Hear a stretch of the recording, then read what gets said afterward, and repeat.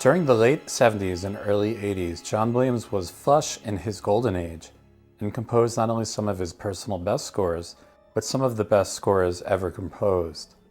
Of these scores, E.T. the Extra-Terrestrial has always maintained a special position in the heart of many film music fans. Williams' finale sequence to the film is, in my humble opinion, some of the most touching film music ever composed. The finale was notoriously difficult for both the orchestra and the conductor.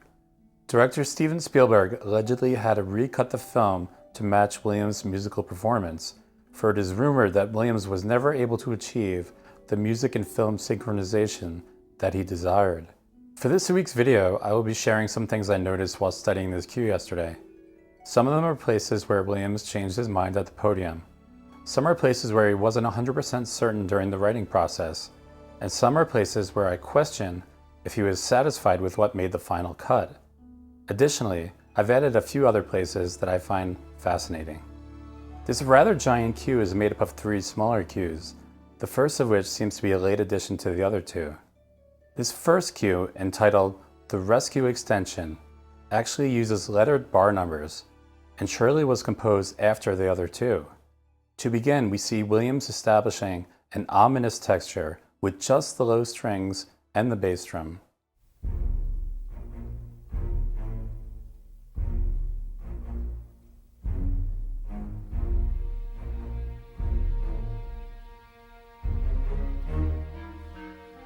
Glancing quickly at this 4th bar, Williams decided to move the bass drum from beat 1 to beat 2 in order to match the strings.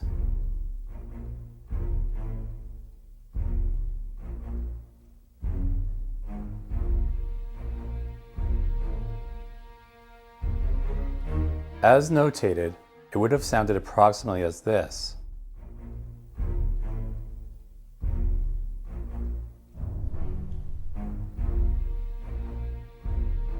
Any fan of E.T. will easily recognize this motif, which I will call the E.T. motif. Williams dressed up the motif to fit various emotions needed as he scored the film. Its original presentation was from an emotional note of mystery, and it occurs in the very first orchestral cue of the film. We are very used to hearing it being presented by solo piccolo, but Williams wasn't completely sold on this idea and initially marked a cue for the E-flat clarinet. This signals to me that he was either considering having either instrument play the solo by itself or together at unison pitch. Let's listen to these opening bars of the film featuring the E.T. motif played solely by the piccolo.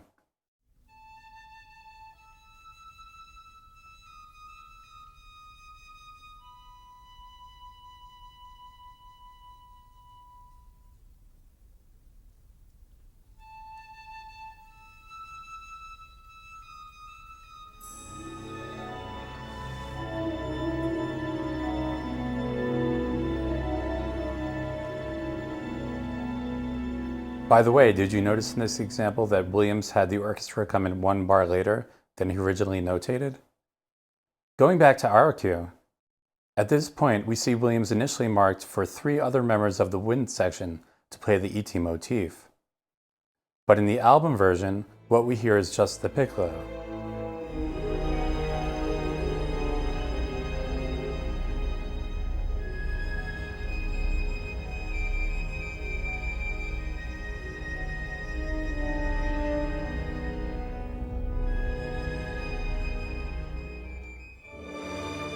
Given the very similar arrangement to the opening of the movie, it is possible that Spielberg asked the change to be made to better relate to previously recorded material.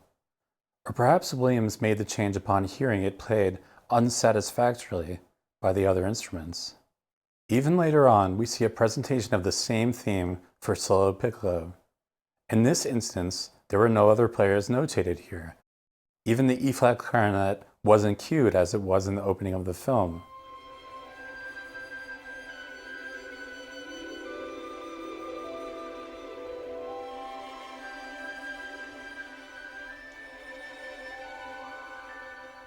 I find it interesting that Williams was still deciding how this theme would be performed by the time the recording sessions came. Obviously, the solo piccolo idea was on his mind, for he writes it right here. But the idea that this was to be an iconic piccolo solo wasn't concretely formed yet.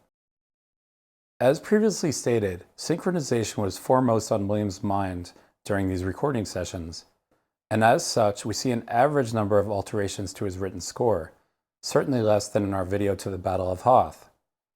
I also suspect that since he himself orchestrated the score, he found and corrected more issues during the orchestration process than a third-party orchestrator might have. Given the time pressure, there are a few places in this cue where I think Williams might have liked to fix a few small things, but he simply ran out of time. At bar 25, we see a triplet motif being passed around the woodwind section.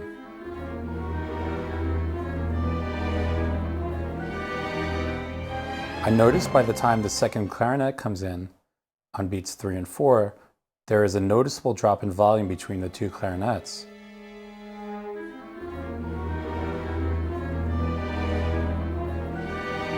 Ordinarily, when one sees a line being passed around like this, the composer generally means for it to be passed equally. It should be an even exchange. In other words, the first and second players should have the same volume, so that when the second player enters, the listener doesn't even notice the exchange. Later on in this cue, we hear an even clearer example of a fumbled exchange. In this passage, we notice that the first clarinet and first flute are passing the triplet line to the second chairs at the turn of the bar.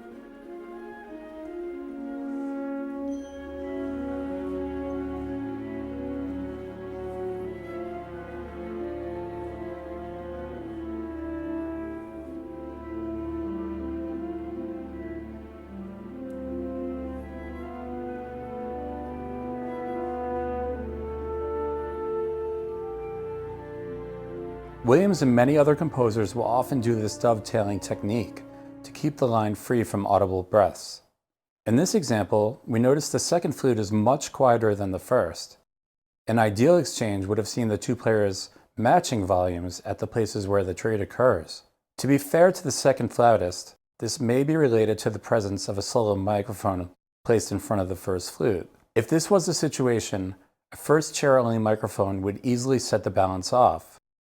I've noticed a similar issue in this recording of Brahms' Academic Festival Overture, where the clarinets are engaged in a nearly identical idea to Williams' first example.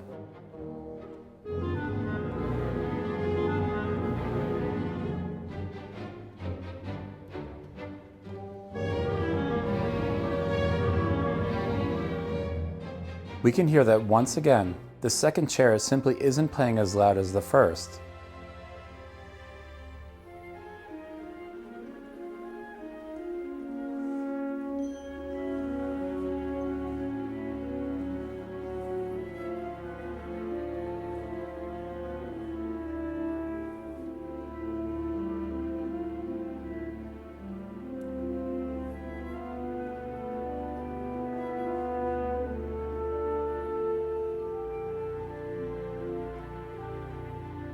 In the very sincere moments following the French horn solo, we see a 4-bar winds intermezzo.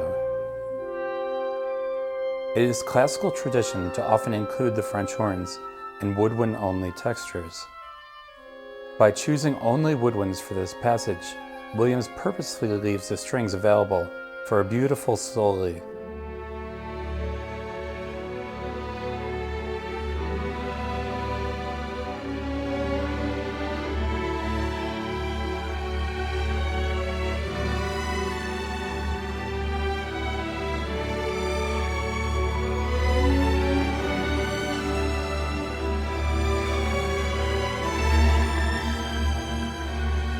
It is orchestral tradition that conductors will phrase more actively during more expressive moments because the music begs them to do so. Earlier, during the rigid pumping of the bike theme, Williams' role as a conductor was primarily focused on keeping time and perhaps occasionally cueing players. The tempo is brisk, the tempo is consistent, the conductor is less needed here. Conducting-wise, there isn't much time at a brisk tempo to do much more than that and turn pages. By contrast, this lovely string passage demands phrasing from the conductor. Let's see what Williams could do with so much attention on his conducting baton. Even though no crescendo is marked in the sheet music, the players grow bar by bar. The phrase begins to pick up pace. I could easily imagine Williams giving a hefty downbeat before the double bar at the climax of the phrase, and the players respond with an accent.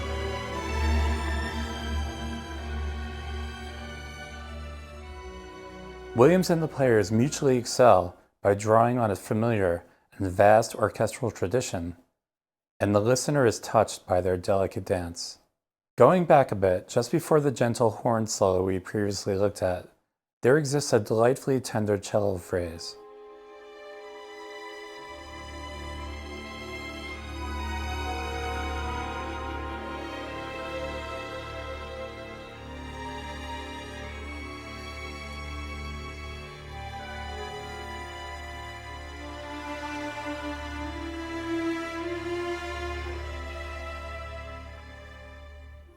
When I first looked at the Hal Leonard signature edition of this score many years ago, I was shocked how high he wrote the cello here.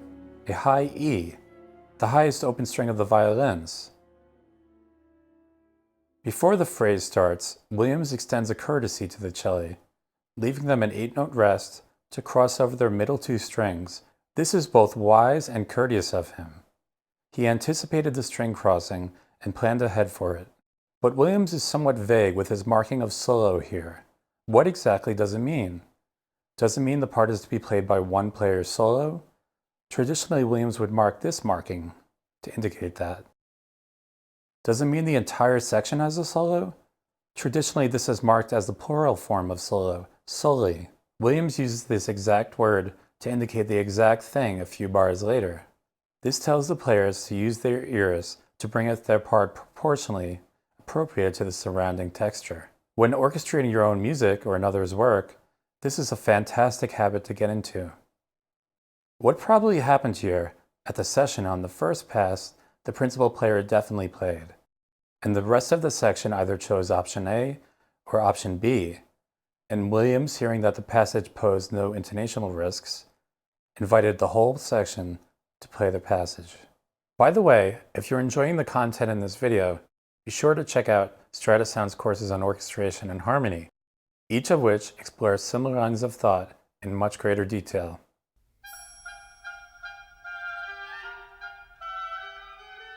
There were a few moments in the score where Williams was unsure of what he, or perhaps Spielberg, preferred, and he notated in a second choice. You will often see optional notes marked in opera, especially when it comes to risky high notes. Usually a safer and lower note is presented as a courtesy for those times where the higher note is not possible for the performer. We see these cue notes in this piccolo passage. 2 notes are provided to conclude the phrase, and the word asia is used to demonstrate that the 2 notes are not an error. Either the bottom notes are to be played as a line, or the top notes are to be played as a line. Perhaps this was something Williams planned ahead of time to get Spielberg more involved in the recording process by lowballing him this question and then going with whatever he chose. I am possibly being too sinister here. Perhaps Williams was honestly uncertain which he preferred, and he notated both in order to have options at the recording session. At this bar, we see a note to the tuba player, 8 VB if possible. The low range of the tuba is player dependent, and starting around the F natural, there is a tendency for the tone to become unfocused in weaker players or lesser instruments. Here, Williams is requesting the lower octave, but is okay with the upper octave if needed. He makes his point and leaves the player to decide. Another example of the ever-courteous Williams.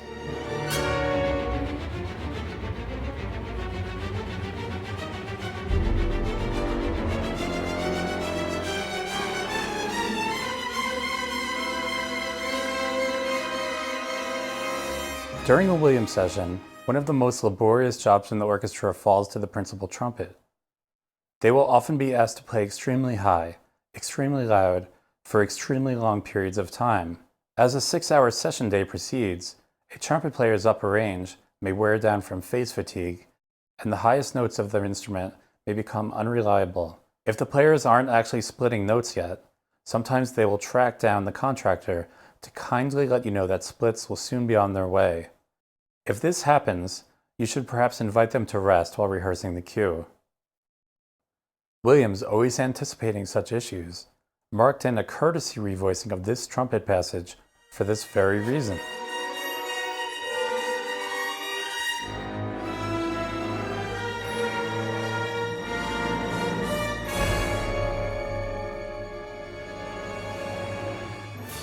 In contrast to modern film scoring groupthink, any two members of the brass family are capable of teaming up to provide an extremely full and daring brass sound. A trumpet and trombone ensemble, voiced at the octave, is piercingly loud and full. It is completely finished sounding. The French horns simply aren't needed. They can be saved for an upcoming duty. Williams comes to the same conclusion at this melody at the beginning of the bike chase.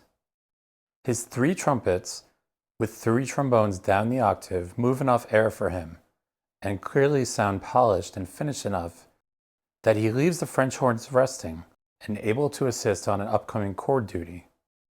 When the melody later ventures too high for the trombones to be comfortable, he simply subs in the horns for the trombones on the octave down duty and switches the trombones to chord duty. The effect is hardly noticed.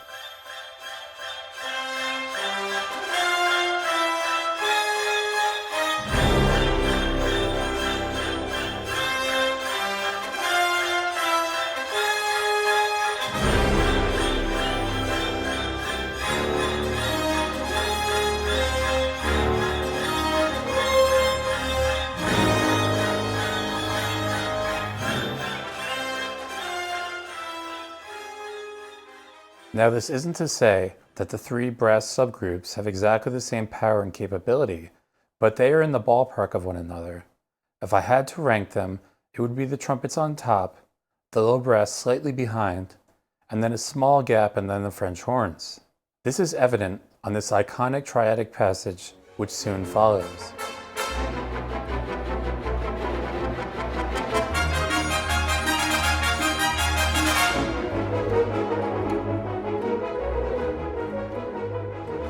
One can hear that the French horns are slightly less convincing in their execution. As it happens, modern horn players have justly compensated for this gap, and today the difference between these three subsections is mostly negligible. Thanks for watching our video. We hope you enjoyed it and that it was informative for you.